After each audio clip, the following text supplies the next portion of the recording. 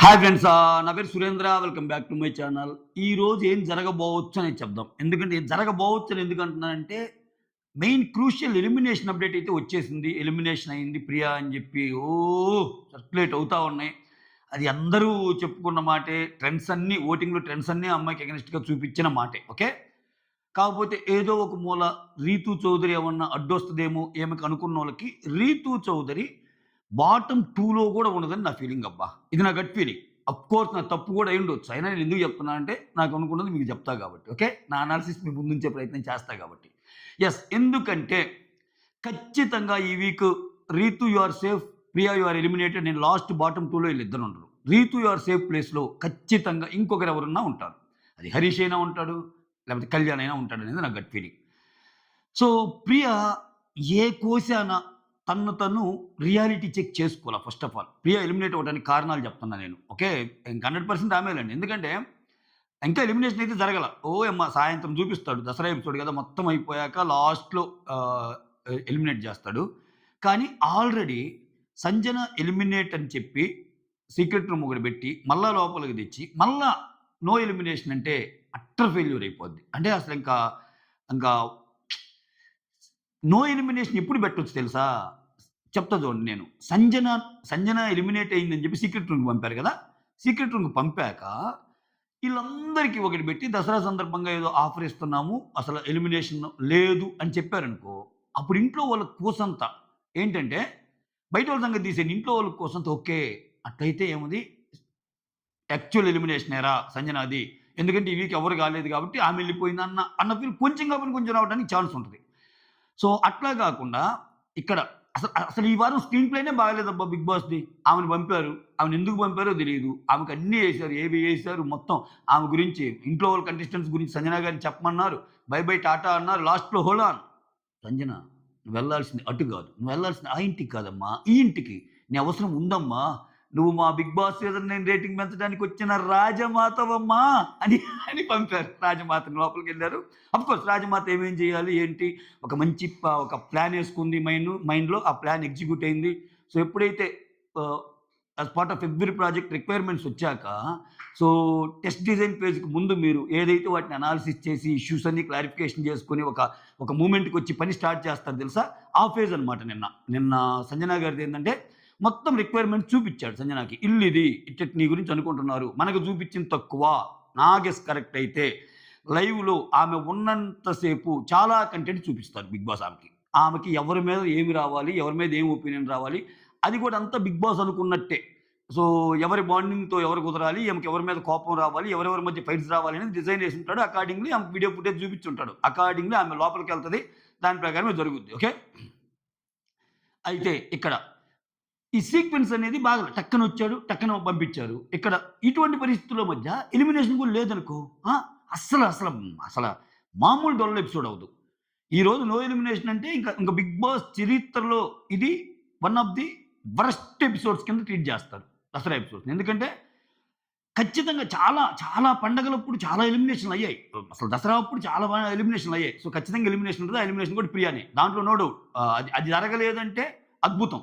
అది ఎంత పెద్ద అద్భుతం అంటే, ఆ! అని అనుకోవాల్సిన అద్భుతం. అంత అద్భుతం ఛాన్స్ ఉండదు. ఆ అమ్మాయి ఎళ్ళిపోద్ది ప్రియ. సో, ఇక్కడ రీతు గురించి చెప్తున్నా గదా! రీతు ఏంటంటే, రీతుని ఒక మాట అన్నాడు ప్రోమోలో. ఏమన్నాడు? "ఎవరో మాటిని నువ్వు ఆటని తగ్గించుకోకు. గట్టిగా ఆడు" అన్నాడు. అంటే ఏంటి? ఆమె నుంచి ఆట ఎక్స్‌పెక్ట్ జేస్తున్నారు. అంటే "నువ్వింకా ఫర్దర్ వీక్స్‌లో ఉంటున్నావు. నీకు అవకాశం ఇస్తున్నాము. గట్టిగా ఆడు" అని చెప్పినట్టేనయ్యా. చెప్పినట్టే రీతూకి. రీతు అంటే నచ్చినా, నచ్చకపోయినా, ఆమె బిహేవియర్ మనకు కొంతమందికి నచ్చినా, నచ్చకపోయినా, ఆమేందిరా ఇలా ఆడుతుందన్నా అనకపోయినా, మాకు నువ్వవసరం, నువ్వు ఆడు అని చెప్పినట్టే. ఓకే. అకార్డింగ్‌లీ రీతు ఈసారి కొంచెం డోస్ పెంచే అవకాశం ఉంది. మామూలు డోసే తట్టుకోలేమేముంది. ఇంకా డోస్ పెంచితే మళ్ళీ ఎట్లుంటదా అని అదొకటి యాంగిల్ గూడా అనిపిస్తుంది. ఏమంతా ఓవర్ యాక్టింగ్ ఉంటది ఒక్కోసారి. సో, చూడాలి. ఆ పరంగా ఇది. నెక్స్ట్ నేనేమంటున్నా అంటే బాటమ్ 2లో అఫ్‌కోర్స్ ఇప్పుడు నేను చెప్పే అప్డేట్ తప్పయినా గాని చెప్తున్నా. ఓకే. ఇది నా అనాలిసిస్. అన్ ఫస్ట్ ఆఫ్ ఆల్ మీరొకటి తెలుసుకోండి. అంటే ఏదన్నా చెప్పినప్పుడు తప్పైతే టక్కన రాకండి తిట్టడానికి. ఎందుకంటే అనాలిసిస్‌కి, లీక్డ్ అప్డేట్స్‌కి చాలా తేడా ఉంటుంది. లీక్డ్ అప్డేట్స్ అంటే అక్కడ జరిగింది వచ్చి, అక్కడ ఏం జరిగిందో తెలిస్తే అది బయటికొస్తే అది చెప్పడం లీక్డ్ అప్డేట్. దాంట్లో తప్పయ్యే అవకాశాలేమి ఉండదు. అంటిల్ అండ్ అన్లెస్ ఆ లీక్డ్ అప్డేట్ ఇచ్చేవాళ్ళు చెప్పేది తప్పైతే తప్పితే. అనాలిసిస్ అంటే నీదొక వ్యూ ఉంటది, నాదొక వ్యూ ఉంటది, వేరే వాళ్ళదొక వ్యూ ఉంటది. ఈ చిన్న డిఫరెన్స్ అర్థం చేసుకొని కొంచెం సున్నితంగా పోండి. అంటే కొంతమందొస్తారు. చెప్పావుగా బాటమ్ 2లో ఇద్దరు కామనర్స్ ఉంటారని. ఉన్నారా? అబ్బా! అయ్యేరా ఎత్తి తగ్గించుకోరా అన్నట్టు అంటారు. అందుకని చెప్తున్నా. బాటమ్ 2లో ఇద్దరు కాంబినేషన్ పెట్టే అవకాశం ఉందని నా గట్ ఫీలింగ్. అది ప్రియా పక్కన హరీష్‌ని పెడతారా? ప్రియా పక్కన కళ్యాణ్‌ని పెడతారా అనేది చూడాలి. ఎందుకంటే ఖచ్చితంగా ఒక ఝలక్ అనేదొస్తది కామనర్స్‌లో. కామనర్స్ ఆట ఇంప్రూవ్ అవ్వాలి అంటే ఇప్పుడు నిన్న మనీష్ ఎలిమినేషన్‌తోనే షాక్‌కి గురయ్యారు. ప్రియా ఎలిమినేషన్‌తో ప్రియా షాక్‌కి గురైద్ది. సో, హౌస్‌మేట్స్ షాక్‌కి గురవుతారు కామనర్స్. ఒక్క ప్రియానే కాదు, ప్రియా పక్కనుండే పర్సన్ వల్ల కూడా షాక్ అవ్వాలి. అది బిగ్ బాస్ అంతిమ ఇదనిపిస్తుంది నాకు. అది హరీష్ ఉండొచ్చు, కళ్యాణ్ ఉండొచ్చు. ఎందుకంటే ఓటింగ్ పరంగా కూడా అలానే ఉన్నాయి. లాస్ట్ 2 డేస్‌లో రీజన్స్ ఏమైనా గాని రీతు చౌదరి కొంచెం ముందుకెళ్ళిందనే మాట నిజం. నిజం, నిజం, నిజం. వాళ్ళు అంత ఓటింగ్ పడలేదు కళ్యాణ్‌కి. కళ్యాణ్ వచ్చిందొకటి, చేస్తుందొకటి. కళ్యాణ్ మీద కొంతమంది సింపతి చూపిస్తున్నారు. సోషల్ మీడియాలో నేను చూస్తున్నా. అయ్యో! పాపం మంచి పిల్లాడండి అది ఇదని. మంచి పిల్లాడే. మంచి పిల్లాడు, మంచి పిల్లాడు అని చెప్పి లోపలికి పంపిస్తే మంచిగా ఉండాలి గాని ఆయన ఇంకోటేదో చేస్తుంటే మంచి పిల్లాడు ఎట్టవుతాడు? ఇప్పుడు నీ కన్సర్న్ ఏంటి? నాకు ఎంటర్‌టైన్‌మెంట్ అంటే ఇష్టం. ఇండస్ట్రీలో ఉండాలనేది నాకిష్టం. దాన్ని వదిలేసి వచ్చింది కూడా దానికే అన్నప్పుడు, దానికి అనుగుణంగా అడుగులు పడితే కదా జనాలకు ఓటింగ్ గుద్దాలనిపిచ్చేది. పడటం లేదే. ఆయన అడుగులు వేరేలాగా పడుతున్నాయి. ఆయన అడుగులు వేరేలాగా పడ్డప్పుడు ప్రేక్షకుల చేతులు ఆయన మీదకి ఓటింగ్ కిందకి వెళ్ళిపోతాయి. ఆయన అడుగులు తప్పుడడుగులైనప్పుడు ప్రేక్షకుల చేతులు వేరే వాళ్ళ మీద వెళ్ళిపోతాయి ఓటింగ్ పడాలని. అట్లా వేరే మీదకి వాళ్ళకి ఎళ్లి ఇతని బాటంకొచ్చేసాడు. ఇతను హరీష్‌కి కూడా పెద్ద ఓటింగ్ లేదు యాక్చువల్‌గా చెప్పాలంటే. సో, ఎలిమినేషన్‌తో పాటు ఇది ఇంట్రెస్టింగ్ ఫ్యాక్టర్ కాబోతుందనేది నా గట్ ఫీలింగ్. ఇట్లా డిజైన్ జేస్తే. లేదు నువ్వు జెప్పిందంతా సుత్తిరా, సోదిరా, నువ్వు కావాలంటే చూడు రీతూని అండ్ ప్రియానే పెడతాననుకుంటే అది రెగ్యులర్ అయిపోద్ది అంతే. అంటే సెలబ్స్‌లో ఒకరిని బెట్టాలి, ఈళ్ళలో ఒకరిని బెట్టాలనే థాట్‌కి తెరదించినట్టయిద్ది గానీ, ఎపిసోడ్ రక్తి కట్టాలంటే బాటమ్ 2లో ఇద్దరు కామనర్సే ఉండాలి. ఇద్దరు కామనర్స్ ఉంటే వాళ్ళ ఆట మెరుగుపరచడానికి ఉపయోగపడిద్ది. ఏదో తేడా జరుగుతుంది. అసలు మనకేమంటే ఏదో బయటికి పోవటం లేదు. నిన్న మనీష్ ఎళ్ళిపోయాడు. ఈరోజు ప్రియా ఎళ్ళిపోయింది. ప్రియాకు ముందు హరీషు, కళ్యాణో ఉన్నాడు. ఏంటి అసలు ఏం జరుగుతుంది? రితు ఇన్ని తప్పులు చేసింది సంచాలకుగా. మళ్ళా ఇక్కడ ఇదేంది? బిగ్ బాస్ అన్ని చెప్తున్నాడు. అయినా మనోళ్ళే పోతున్నారు. జనాల్లో మన గురించి ఏముంది? ఇయన్నీ అనుకుని లేకపోతే దివ్య వచ్చి కూడా మనల్నే తిట్టింది. అసలు ఏం గేమ్ ఎటు పోతుందిరా అని అట్‌లీస్ట్ అక్కడ ఉన్న శ్రీజాకి గాని, అక్కడ ఉన్న హరీష్‌కి గాని, అక్కడున్న కళ్యాణ్‌కి గూడా వాళ్ళ ఆటని వాళ్ళు ఇంప్రూవ్ చేయడానికి ఉపయోగపడిద్ది గేమ్. అంతేగాని ఏదో ట్విస్టుల కోసం ఇలా పెడితే కష్టం. సో, ఇంకొకటేందంటే రీజను ఇంకా రీజన్స్ చెప్పుకోవడానికి ట్రై చేస్తే సింపుల్ అండి. శత్రువుకు శత్రువు మిత్రుడు. ఓకే. కామనర్స్‌లో ఒకరిని పంపాలన్న ఇది బాగా ఉన్నప్పుడు ఏమైద్దంటే వీళ్ళకి గాకుండా ఇంట్రెస్ట్ ఉన్నా లేకపోయినా సెలబ్స్ కోట్లేస్తారు. ఆ పరంగా కూడా రీతు చౌదరికి కొన్ని పడ్డాయి. ఇంకోటేంటంటే ఎంత లేదనుకున్నా ఈళ్ళు మెయిన్ తలకాయలోళ్ళ ఒక ఎవరెవరు ఇమ్మాన్యుల్ లేడు. ఆహ్, భరణి లేడు గదా! భరణి లేడు. తనూజ లేదు. ఆ తర్వాత సుమన్ శెట్టి లేడు. సుమన్ శెట్టికి కూడా ఓటింగ్ ఉందండోయ్! సుమన్ శెట్టి లేడు. ఈళ్ళందరూ ఓటింగ్ అనేది కీలకం. అక్కడ వాళ్ళ ఫ్యాన్స్ కంటే ఈళ్ళ ఫ్యాన్స్ ఎక్కువ గాబట్టి ఈళ్ళ ఓటింగ్ కీలకం. దాంట్లో భాగంగా క్రాస్ ఓటింగ్‌లో భాగంగా పిట్టలు లేచినట్టు లేచిపోతున్నారు. సో, ఇటువంటి పరిస్థితుల మధ్య ఈళ్ళు చాలా జాగ్రత్తగా ఈళ్ళు చేస్తున్న తప్పేంటి తెలుసా? నాకేమనిపించింది తెలుసా? బిగ్ బాస్ గూడా కామనర్స్ అండ్ ఓనర్స్ అని పెట్టటం వల్ల మనమో గ్రూపు, వాళ్ళో గ్రూప్ అని వాళ్ళు ఇదవుతున్నారు. గట్టి పోటీ. ఇప్పుడు కామనర్స్ మధ్య గట్టిగా ఆర్గ్యుమెంట్స్ ఉండి, గట్టిగా తిట్టుకుంటే, గట్టిగా నామినేషన్ జరిగితే వాళ్ళకది ప్లస్. తిట్టుకున్న ఇద్దరికీ ప్లస్ నేను చెబుతుంది. ఒకరికి గాదు.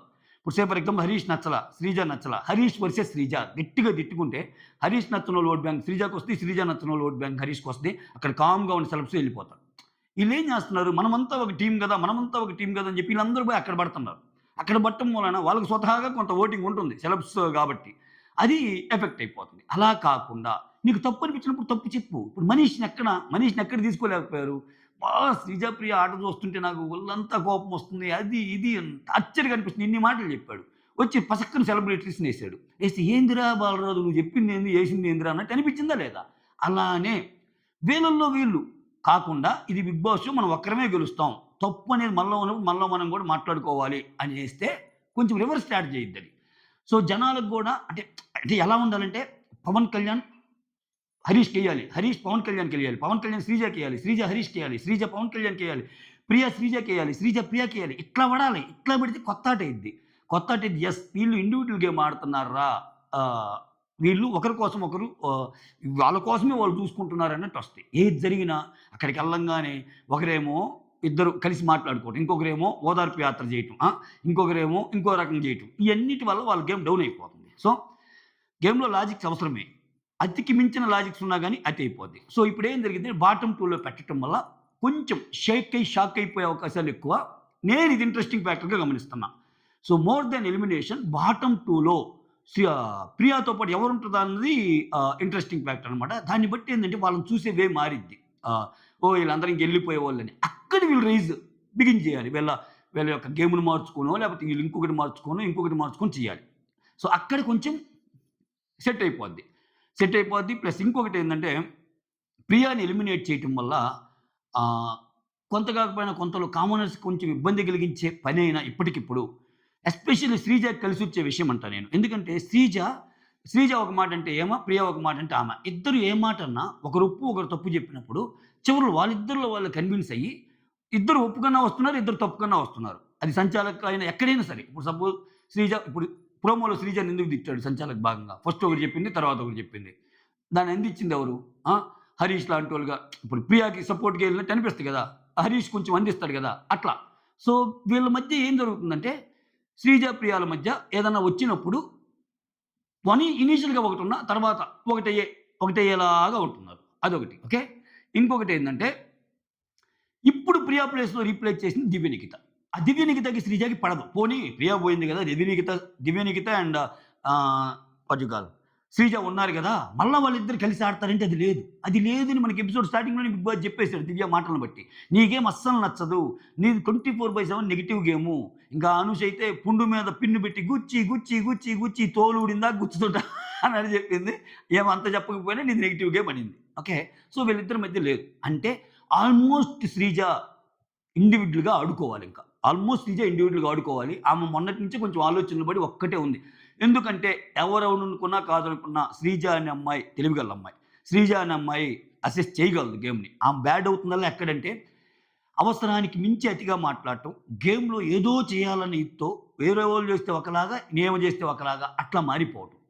ఇటువంటి కొన్ని చిన్న వాటిని మార్చుకోగలిగితే డెఫినెట్‌లీ శ్రీజ చాలా మంచి కంటెస్టెంట్ అయ్యిద్ది. ఇంకోటేందంటే వీళ్ళిద్దరు కూడా పొసగదు. ఇప్పుడు చూడండి ఇప్పుడున్నోళ్ళు దివ్య నిఖిత ఆల్రెడీ శ్రీజకి పడదబ్బా! దివ్య నిఖిత అంటే పడదు ఈమెకి.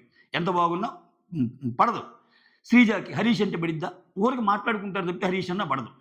మీరు గారు అనాలి అని అంటాడు గదా! పడదు. ఇక్కడ పవన్ కళ్యాణ్ ఆయన వేరే జోన్‌లో ఉంటాడు. ఆయన అసలు వేరే జోన్‌లో ఉంటాడు. ఆ జోన్‌లోకి అసలు శ్రీజ సంబంధించిన పర్సనే కాదు పాపం. ఎందుకంటే ఆయనంతా అదేంది ఫ్లర్టింగ్ సెక్షన్‌లో ఉంటాడు. ఈమె అటువంటి వాటికి దూరం కాబట్టి పెద్ద అసలు ఆ మ్యాటర్‌కి ఏమి పెద్ద సంబంధం ఉండదు. సో, అటువంటప్పుడు ఈళ్ళు రెగ్యులర్‌గా కలిసే అవకాశాలు ఉండవు. ఇంకా డిమాండ్ పవన్ ఆయన మోర్ దాన్ వీళ్ళకంటే రీతుతో ఎక్కువ ఉంటాడు. అట్లా ప్రతి ఒక్కరితో అయిపోయాక ఇప్పుడేమైందంటే వాళ్ళంతా కలిసి ఉండటం కంటే వాళ్ళు ఎవరికి ఇండివిడ్యువల్‌గా అయిపోతారు. అసలు సిట్యుయేషన్స్ కూడా ఇలా ఉన్నాయి. బాటమ్ 2లో వేరే వాళ్ళున్నారు. నా ఆటనే ఆడతా శ్రీజ. హరీష్ నా ఆటనే ఆడుకుంటానబ్బా! వద్దబ్బా ఈళ్ళతోటి. టార్చరు. పవన్ కళ్యాణ్ అసలు నన్నేందిరా స్వామి ఇట్ట అంటున్నారు. వచ్చినోళ్ళందరూ ఇట్ట అంటున్నారు. ఈళ్ళు ఇట్ట అంటున్నారు. ఈరోజేమో బాటమ్‌లో ఉన్నాను. ఒకవేళ ఆయన బాటమ్‌లో ఉంటే. లేదు నా గేమ్ మార్చుకోవాలి. ఇది ఆలోచించడానికి హెల్ప్ అయిద్దని చెప్పడం నా ఫీలింగ్ అనమాట. బాటమ్ 2లో పెడితే అంతే. ఇప్పుడు నేను జరిగినయన్నీ చెప్పొచ్చు మీకు. తెలుసుగా నా గురించి. సో, జరిగిన వాటికంటే ఇలా జరగొచ్చేమో అని కొంచెం ప్రయోగాలు చేస్తా ఉంటా. That's all. Thank you so much. ఇంకా ప్రోమో గురించి తెలిసిందేగా. ప్రోమో గురించి ఏం చెప్పాడు? అబ్బా! అది ఆ వార్డేంటి? లత్కోర్. లత్కోర్ వార్డ్. ఇక్కడ లత్కోర్ వార్డ్‌లో హరీష్‌ని ఉప్పు పట్టాలా, తప్పు పట్టాలంటే ఏ పరంగా చూసినా హరీష్‌దే తప్పు. ఎందుకంటే లత్కోర్ వర్డ్ కరెక్టు. అది చాలా వాడుక భాష అనేవాళ్ళు ఎలా తప్పుపట్టొచ్చంటే, అది వాడుక భాష అయినప్పుడు, ఒకరి గురించి సంబోధించేటప్పుడు అతను అలా అన్నాడంటే ఇంకా సర్వసాధారణమైన వాడుక భాష. ఇప్పుడు అతను అనే దాంతో పోల్చుకుంటే లత్కోర్ అనేది ఎక్కువేగా. అతను అనే దాంతో పోల్చుకుంటే. చాలామంది సొసైటీలో అన్నీ తెలిసి మనం ఎలా మాట్లాడాలి, మనకంతా కోడ్ ఆఫ్ కండక్ట్ లేకపోతే ఇంకొకటి అన్నీ తెలిసి మీరు అనాలి అట్లా ఉండదు. కొన్ని చోట్ల వచ్చినప్పుడు నువ్వేంటయ్యా అలా ఉన్నావు అంటారు. సో, అటువంటి చిన్నవి కూడా తప్పులు పడుతున్నప్పుడు ఇతను వాడే మాట మాత్రం జనరలైజ్ చేసి మాట్లాడతాడు. అదేం పెద్ద తప్పు మాట కాదు సార్ అన్నప్పుడు, నాకు సార్ అన్నట్టు నువ్వు అనేది తప్పు మాట కాదు. అతను అని అంటున్నా గాని ఆయన ఫీల్ అవుతున్నాడు. అతను అనకూడదు మీరు అనాలి అంటున్నాడు. అది తప్పు కదా! సో, ఒకటి నీ లాజిక్ ప్రకారం నువ్వుండు. లత్కోర్ అనేది తప్పు కానప్పుడు, సహజ సిద్ధంగా మాట్లాడే డైలాగ్ అయినప్పుడు, అసలు ఇంకా తప్పులు కావుగా అనేది లత్కోర్ మాట కరెక్ట్ అని ఆర్గ్యూ చేసే వాళ్ళకి ఈ ఇతను తప్పని చెప్పొచ్చు. అసలు లత్కోర్ మాటే తప్పు. అసలు కొన్ని కొన్ని ఏరియాలో ఆ పదాలు అట్లా వాడరు. అసలు ఆయన మాట అసలు అలా అంటమేంటి అన్నప్పుడు అది ఆబ్వియస్‌గా ఇంకసల వేరే వేరే మాటలను కంపేర్ చేసే క్వెషనే ఉండదక్కడ. ఆ మాట అంటమే తప్పయింది. సో, ఎలాగా చూసుకున్నా హరీష్‌ది తప్పయింది. ఓకే. సో, ప్రియాకేమి పెద్దగా ప్రియానేమి అనలేదు చూసారా ప్రోమోలో. హరీష్‌ని అనంగానే ఇంకేమో ఏమి లేదు చెప్తుంది. ఏ కంటెక్స్ట్‌లో అన్నా అది తప్పే తప్పే అని. ఇంక ఆయన కూడా అనుకుంటాడు. నువ్వు తప్పన్నావుగా ఎళ్ళిపోయావుగమ్మా అన్నట్టు అనుకుంటాడు. సో, ఇలా జరుగుతున్న ఎపిసోడు. టెనెంట్సు, ఓనర్సు మధ్య ఒక క్వెషన్ అడుగుతారు చూసారా? అది మనం చాలా వీడియోస్‌లో చెప్పుకున్నాం. ఈళ్ళు ఎక్కువ అవకాశం ఇస్తున్నారు. ఇంట్లోకి రావటం, అసలు వాళ్ళప్పుడు ఎలా ఉండేది? ఇంటిలోకి గడప దాటి లోపలికెళ్ళాలన్నా గాని ఏదో ఒక టాస్క్ చేసి ఎళ్ళాలా. అంత రిస్ట్రిక్షన్స్. పర్మిషన్స్‌కి ఒక రిస్ట్రిక్షను, లేస్తే కాఫీకి ఒక రూలు, టీకి ఒక రూలు, లేవాలంటే ఒక రూలు, కూర్చోవాలంటే ఒక రూలు, ఇన్ని రూల్స్ పెట్టారు. ఈళ్ళు మాత్రం రూల్స్ ఏం పెట్టకపోగా వీళ్ళన్నిటికి ఛాన్స్ ఇచ్చి రివర్స్ ఎదురు ఈళ్ళు పుట్టించుకుంటున్నారు. ఏంటి వాటర్ బాటిల్ అక్కడ పెట్టడం ఏంటి అంటున్నాడు హరీష్. ఆయన టెనెంట్ ఆయనకి ఒక టాస్క్ ఇచ్చినప్పుడు ఆయన చెయ్యాలి. నువ్వేంది అక్కడ వాటర్ బాటిల్ పెట్టడం? మొత్తం అసలు ఇది పద్ధతి కాదు అంటున్నాడు. ఆ! మళ్ళా కట్ చేస్తే ఆయన వాటర్ బాటిల్ పెట్టాడక్కడ. ఇట్లా ఉంటున్నాయి. సో, ఇట్లా ఉంటాం. అంటే కొంచెం సీరియస్‌గా ఉండండి. అంటే డిమాండ్ పవన్ చెప్పబోతాడు. మేమంతా కన్సాలిడేటెడ్‌గా తీసుకున్న నిర్ణయం అంటే అదేం కాదు. తొక్క కాదు, తోలు కాదు. నువ్వు ఇట్లా ఉండు అన్నట్టు కూడా చెప్తాడు. సో, ఇటువంటియన్నీ చూస్తుంటే గేమ్ అయితే మారే అవకాశం ఉంది. ఖచ్చితంగా ప్రోమో విషయానికొస్తే నన్నడిగితే ప్రోమో బాగుందనే చెప్తా. అంటే నాకు సార్ నుంచి ఫైర్ ఎక్స్‌పెక్ట్ చేయకండి అబ్బా! ఇంకా వేస్ట్. నేను లాస్ట్ వీక్ కూడా చెప్పాక ఏదో ఒక లాస్ట్ వీక్ కమెంట్స్ వచ్చాక అద్భుతం జరిగిపోతుంది అది ఇది అంటే ఇది ప్రతిసారి జరిగేది. అద్భుతాలు ఏమి జరగవు. ఆయన అంత అద్భుతంగా గట్టిగా మాట్లాడలేడయ్యా ఆయన. ఆయన ఒక క్లాస్ మ్యాన్. ఆయన ఒక అంటే అంత హేట్రెడ్ చూపించలేడు నాకు సార్. వాళ్ళిచ్చిన స్క్రిప్ట్ ప్రకారం ఒక పర్టిక్యులర్ పర్సన్ గట్టిగా అనాలి సార్ అంటే, ఆ డైలాగ్ ఏదో గట్టిగా చెప్తాడంతే. అసలు ఆ ఎక్స్‌ప్రెషన్ కూడా కనిపీదు. నాకు సార్ అంత కోపంగా మాట్లాడుతున్నాడని. అంతలో కొంతలో బెటర్ ఏందంటే, బయట జనాలు ఏమనుకుంటున్నారు, వాటిని రిఫ్లెక్ట్ అయ్యే విధంగా కొంచెం షోని తీసుకెళ్తున్నారు. ఆ విషయంలో అట్‌లీస్ట్ సక్సెస్ అయ్యారు. సో, ఎవరిని ఎక్కడ తప్పుంటే తప్పని చెప్తున్నారు. రివర్స్ గేమ్ ఆడటంలో ఫస్ట్ ఆఫ్ ఆల్ అది నాకు నచ్చిన విషయం. ఈ ఈ గే దీంట్లో. ఇంకోటి ఏందంటే, ఎవరినో పైకి తేవాలని జెప్పి, ఎవరినో తొక్కటము ఇట్లా. అంటే ఈ మాట ఎందుకంటున్నా అంటే నేను ఇప్పుడు మీకు కనిపిస్తుంది. సీజన్ ఫార్మాట్ ఎప్పుడు ఎలా ఉంటదంటే కొంచెం సీనియర్స్‌ని ఫస్ట్ 2 వీక్స్‌లో పంపిస్తారు. అలా పంపియటంలా. ఉంటే ఓటింగ్ వచ్చి తెచ్చుకుంటే ఉంచుతున్నారు. షష్ఠివర్మ మనకి డాన్స్ అవసరం గదా! షష్ఠివర్మకి ఒక ఇష్యూ ఉంది గదా బయట. షష్ఠివర్మ కొన్ని వారాలుంటే మనకింకా పెరుగుతాయి గదా! ఆ థాట్ ప్రాసెస్‌లో లేరు ఈసారి BBT which is very, very good thing. అంతే. నువ్వెంత తోపైనా నువ్వు తప్పులు జేసి ఓటింగ్ తెచ్చుకుంటే ఎళ్ళిపోతారు అని ఒక ఇండికేషన్ ఇస్తున్నారు. Which is very, very good అనిపిస్తుంది నాకు. అలానే దానికి తగ్గట్టే ఎలిమినేషన్స్ షష్ఠివర్మ అయిపోయింది. దానికి తగ్గట్టే మనీష్ ఫోర్బ్స్ 30 నుంచి వచ్చాడు గదా! ఇతను బాగా ఆడతాడేమో వెయిట్ చేద్దాం. ఇతని బదులు ఒకరు కామ్‌గా ఉన్నోళ్ళని పంపిద్దాం. అది లేదు. కామ్‌గా ఉన్నా, ఎలా ఉన్నా వాళ్ళకి ఓటింగ్ పడింది. ఓటింగ్ పడ్డప్పుడు వాళ్ళని రెస్పెక్ట్ జేయటమే. ఇతనికి ఓటింగ్ లేదు పంపియటమే. ప్రియ గోల గోలగా అరుస్తుంది. ఈ అమ్మాయిని ఉంచుదాం. అదేమి లేదు. ప్రియాకి ఓటింగ్ తక్కువుంది. పంపియటమే. ఇట్లా జరుగుతున్నాయి. ఇట్లా జరుగుతున్నప్పుడు వాళ్ళ గేమ్ మార్చుకోవటం ఒక ఎత్తు. ఇంకోటేందంటే బిగ్ బాస్‌లో మనం ఇది జేస్తే ఉంటాము, అది జేస్తే ఉంటాము. వీటన్నిటికి ఇంకా ఒక పాత్రేసినట్టే. నువ్వు అది జేస్తే ఉండు, ఇది జేస్తే ఉండు. జనాలు ఓట్లు తెచ్చుకుంటూనే ఉంటావు. సో, జనాల ఓట్లే నీకు శ్రీరామ రక్ష అని చెప్పినట్టనమాట. దానికి అనుగుణంగా మిమ్మల్ని ఆడమన్నట్టు. అంతే. అఫ్‌కోర్స్ కొన్ని ఎక్స్‌ట్రీమ్ కేసెస్ ఉంటాయి. ఇప్పుడు జనాలు ఓట్లు లేకపోయినా విపరీతంగా కంటెంట్ తెచ్చి ఫ్యూచర్‌లో వీళ్ళు ముందుకెళ్ళొచ్చు అనుకుంటే వాళ్ళని ఉంచుతాడు. బిగ్ బాస్ ఉంచుతాడు ఏదో ఒకటి చేసి. బట్ అవి ఎక్స్‌ట్రీమ్ కేసెస్. సో, అవి ఇప్పుడు ఇప్పుడు వెళ్తున్నోళ్ళందరూ అంత ఎక్స్‌ట్రీమ్ ఏం గాదు. ఇప్పుడు మనీష్ ఎళ్ళినా, సృష్టి ఎళ్ళినా, ప్రియ ఎళ్ళినా ఏమంత పెద్ద వీళ్ళ వల్ల షోకి రెండంతలు, మూడింతలు వచ్చే ఇదేం లేదు. సో, ఇంకా ఆ కేస్‌లో మాస్ మ్యాన్‌ని ఏసుకోవచ్చు. మాస్ మ్యాన్ మీద కొంచెం కంటెంట్ దొర్లిద్ది ముందుకి. సో, అట్లా లెక్కేసుకున్న ఈవెన్ మాస్ మ్యాన్ నీకు ఓటింగ్ పరంగా ఏం కంటే తక్కువ లేడుగా. మనం ఒకవేళ మాస్ మ్యాన్‌ను కంటెంట్ క్రియేట్ చేయడం కోసం ఆయన పెడుతున్నారు అనుకోవడానికైనా మాస్ మ్యాన్ కంటే తక్కువుంది ఓటింగ్. ఎందుకంటే మాస్ మ్యాన్‌కి ఒక వర్గం ప్రేక్షకులు అట్‌లీస్ట్ అటాచ్ అయ్యున్నారు ఆయనకి. యెస్, ఆయన మంచిగానే ఆడుతున్నారు. ఆయన్ని మీరు తప్పు అర్థం చేసుకుంటున్నారు. ఆయన మాటలో మంచుంది, ఆయన నడకలో మంచుంది, ఆయన నడకలో నిజాయితీ ఉందనేవాళ్ళు ఉన్నారు. ఇప్పుడు మాస్ మ్యాన్ మీద ఏదైనా కామెంట్ చేసినా గాని, ఎందుకు తేడా అనిపిస్తున్నాడు మాస్ మ్యాన్ అనేవాళ్ళైనా ఉన్నారు. బట్ వీళ్ళ మీద అది లేదు. అసలా ప్రియ బంగారం ఎందుకు తప్పు చేసింది? అసలు ఏం చెప్తున్నారు అనుకునే శాతం తక్కువ. ఆమె గేమ్‌లో ఇరిటేట్ చేస్తుంది. ఏంది ఆమె గేమ్ అనుకునేవాళ్ళు ఎక్కువ. ఇది మ్యాటరు. ఇలా జరుగుతుందనేది నా అప్డేట్ అనమాట. ఓకే. సారీ నా అనాలిసిస్. మీకేమనిపించిందో కామెంట్ చేయండి. That's all. Thank you so much. Signing off me Surendra.